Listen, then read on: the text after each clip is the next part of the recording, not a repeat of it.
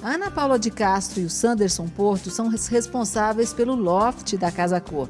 Ana Paula, qual foi a ideia? O que vocês quiseram criar nesse espaço? Bom, a gente partiu do princípio da conceituação do loft mesmo. Um espaço amplo, sem divisão de paredes, um ambiente que estivesse contemplando tudo que uma casa precisa, mas de uma forma mais resumida e mais funcional.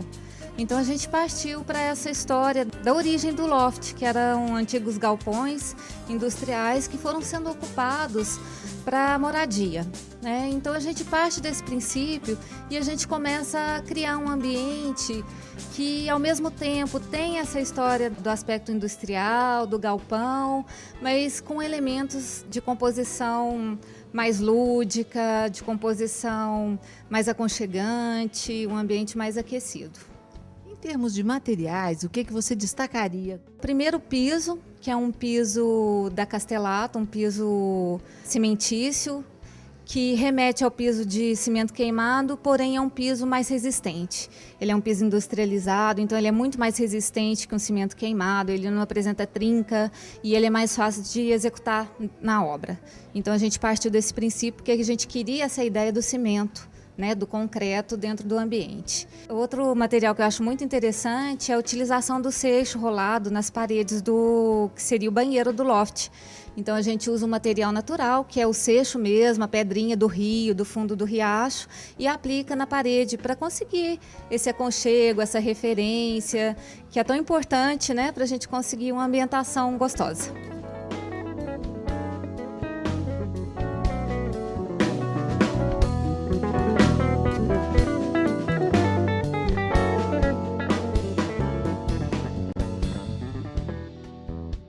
O loft, a Ana Paula explicou bem o conceito do loft. Agora, o recheio desse loft é que foi importante, porque justamente para dar o calor no ambiente, a composição de mobiliário, objetos, a iluminação com a dimerização, as obras de arte, tudo isso compõe e cria um clima agradável que a pessoa sente assim que entra, uma empatia, né? Ela se sente bem e não sabe por quê.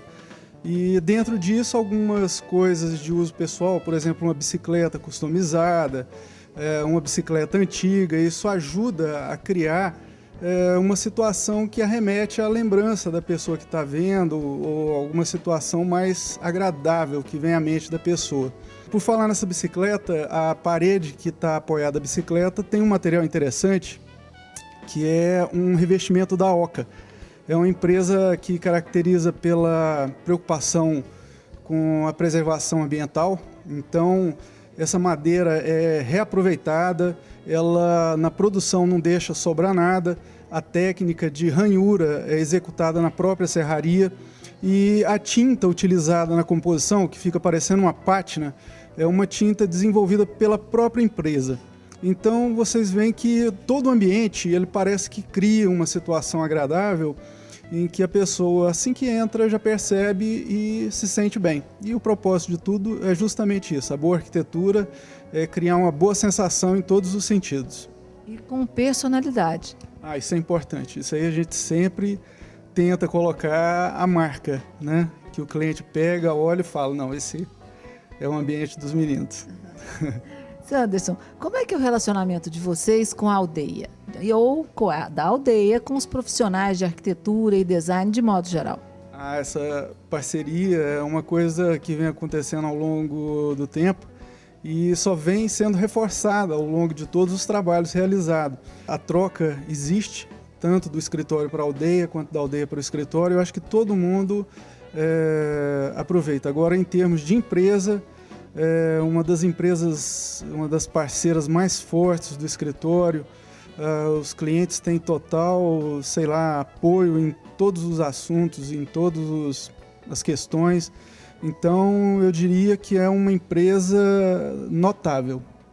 De todas que a gente conhece, de todas que são muito boas, a aldeia merece destaque. É uma empresa responsável, é uma empresa com responsabilidade ecológica, que tem preocupação nos produtos que ela vende.